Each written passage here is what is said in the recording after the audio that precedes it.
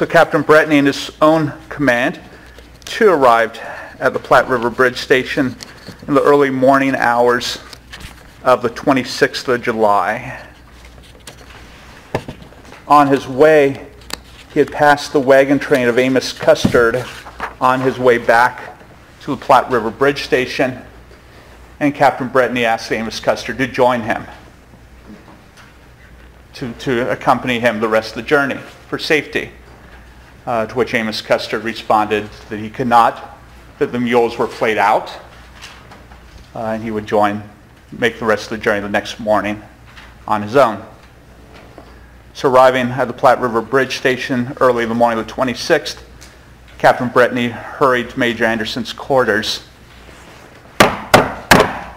Knocking on the door, he awoke the major. "Major, a rescue party should be sent at once to your wagon train at Willow Springs Creek. The men are camped about 25 miles from here. I did my best to persuade the sergeant, but he said his mules were too fatigued." To which Major Anderson responded, "They are well armed," before returning to bed. So dawn breaks on the 26th. The total garrison at the Platte River Bridge Station at this point was 120 men. 84 men of the 11th Kansas Volunteer Cavalry, both those stationed at the bridge and those that rode in with Caspar Collins the previous day.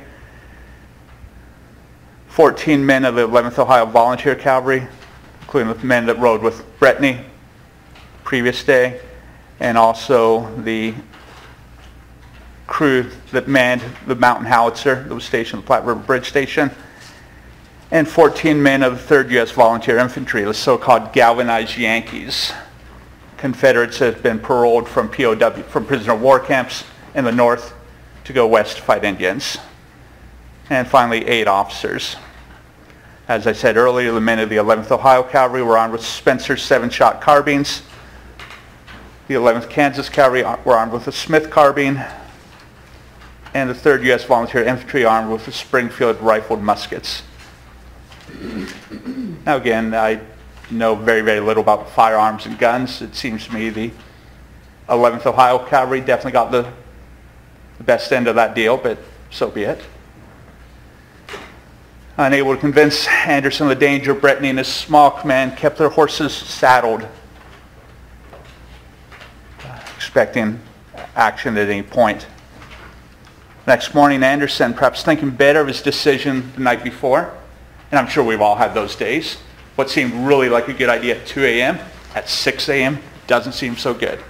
So he awoke. He called the officers to an officers' call, an officers' meeting, and shared his decision.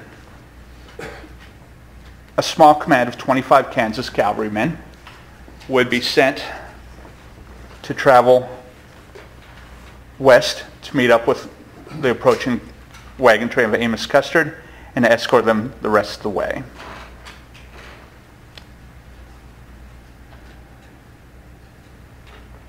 Now, I always figure at some point I'm going to give this presentation for a crowd that includes a lot of Kansas people. And I have lots of friends from Kansas. I've met some of them. Well, one of the first reviews of my book was written by a blog. Ms. Deb Bissell wrote a glowing review of my book. Mr. Billy Markland, a wonderful historian, a great researcher. And again, when that day comes and I give my presentation to a Kansas crowd, I will temper my words. Are any of you from Kansas? Good. Then I will not temper my words tonight. The men of the 11th Kansas Cavalry, they would prove their bravery today. Amos Custard and the men that rode with him would prove their bravery. They would write their history in blood on the plains. Major Anderson,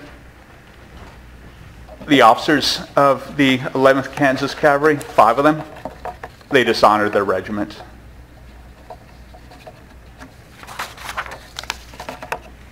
Because the officers of the 11th Kansas Cavalry Major Anderson, Captain James Greer, Lieutenant George Walker, Lieutenant William Drew, and Lieutenant James Clancy, all seemingly having other things to do, were unwilling to leave the relief expedition.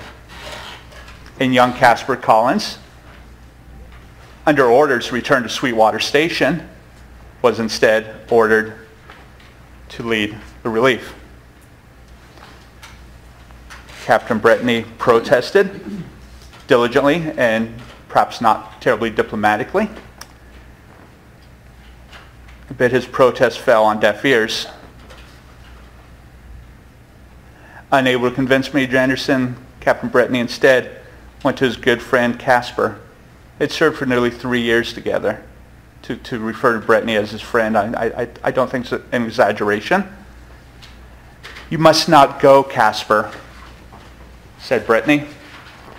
"The hills are alive with Indians. The relief should have been sent out during the night. It means certain death to go now." Another friend, another 11th Ohio Cavalryman, John Friend, the telegraph operator at Sweetwater Station, added, "It is not your place to go. You don't know these men of the 11th Kansas Cavalry. You have never soldiered with them. It is up to their officers to go." To which young Caspar Collins responded, "I'm not a coward, John Friend. I know what it means to go out, but I've never disobeyed an order. I'm a soldier's son of Regimental Colonel William Collins. I must go out and try to rescue those men." "I do not disobey either's order," interrupted Brittany. "But this is an unwise order like this one should be disobeyed. The major has no right to send you, and I told him so. He has his own officers right here, and nothing is the matter with them. They're all well and on duty. You saw they would not go if they could get out of it. They're holding back, taking no unnecessary chances, because, as they have said, they're going to be mustered out and return home in a few days."